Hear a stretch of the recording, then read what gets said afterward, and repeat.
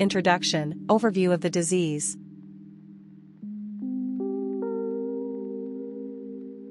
History of the disorder. A functional defect of the lysosomal enzyme aryl sulfatase A results in the uncommon autosomal recessive lysosomal storage disorder known as metachromatic leukodystrophy, ASA or ARSA. Sulfatides build up in the central and peripheral nerve systems as a result of ASA deficiency, which is linked to demyelination of neurons and subsequent dementia. Patients with MLD often endure a significant deterioration in cognitive function, gradual loss of gross and fine motor skills, and untimely mortality. There are three types of MLD. 1. Late infantile MLD.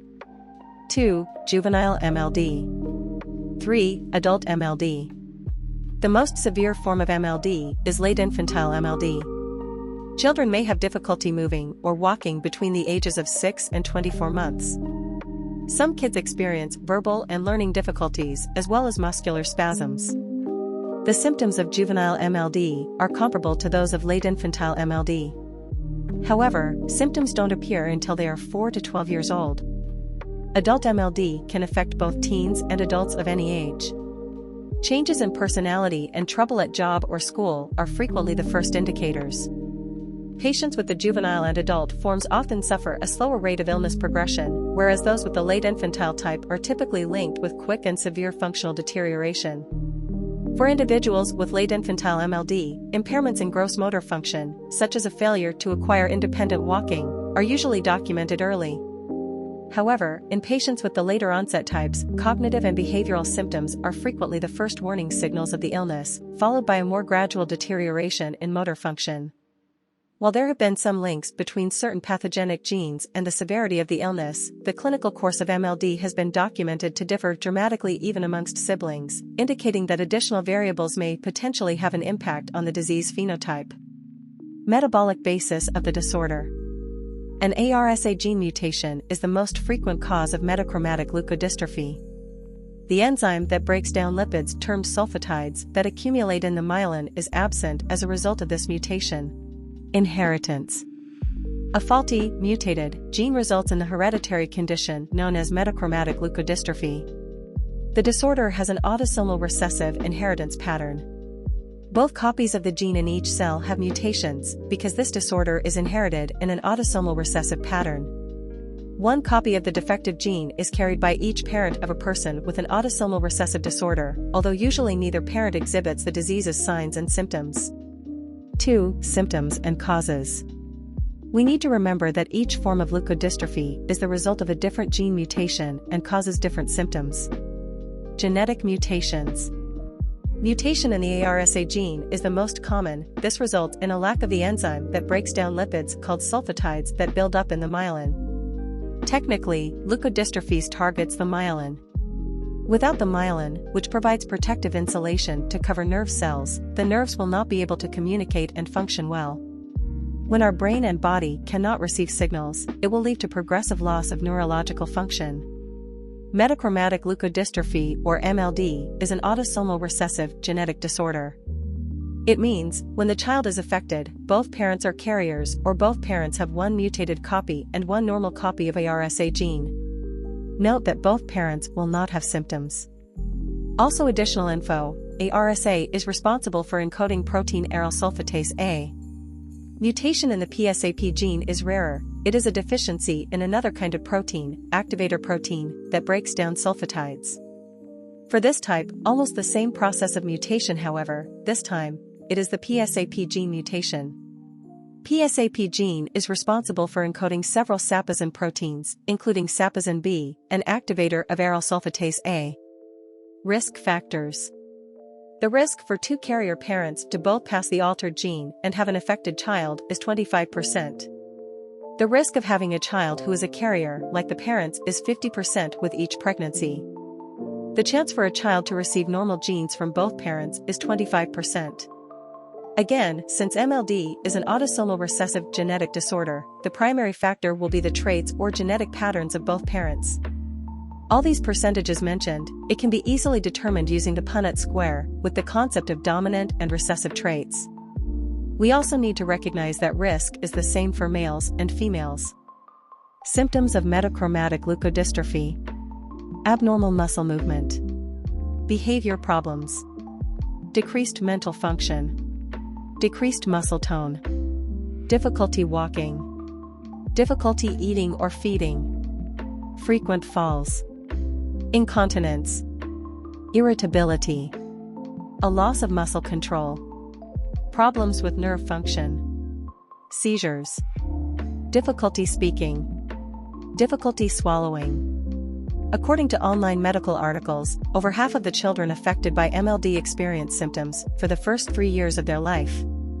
This case is referred to as late infantile MLD. For juvenile MLD, JMLD, which is less common, onset is between 4 years old and sexual maturity, usually between 12 and 14 years of age. 3. Diagnosis and treatments. Testing. MLD is diagnosed using both genetic and biochemical tests. ORSA and Psap gene mutations can be found by genetic testing. Sulfatase enzyme activity and urinary sulfatide excretion are included in biochemical tests. In order to look for symptoms of metachromatic leukodystrophy, your doctor will do a physical examination, including a neurological examination, and evaluate your medical history and symptoms. Here are the tests that help to determine this condition. Lab test. First is the lab test, which includes a blood test. The blood test determines the enzyme deficiency that causes this condition. The specific blood test used is the enzyme marker, where it is used to measure enzymes that can indicate tissue damage of disease. So if the test results show a lack of an enzyme called aryl sulfatase A, then this confirms the person's condition of having MLD. The urine test is done to detect the presence of sulfatides. If there are presence of sulfatides, this means that there is a problem in your enzyme called aryl sulfatase A, which function to break down the sulfatides. If the sulfatides is not broken down, this will result in buildup in the white matter of the brain and CNS, causing destruction of the myelin sheath, or demyelination, which is the cause of having MLD. Genetic test. Another test is the genetic analysis, where the gene linked to metachromatic leukodystrophy may be tested for alterations by your doctor.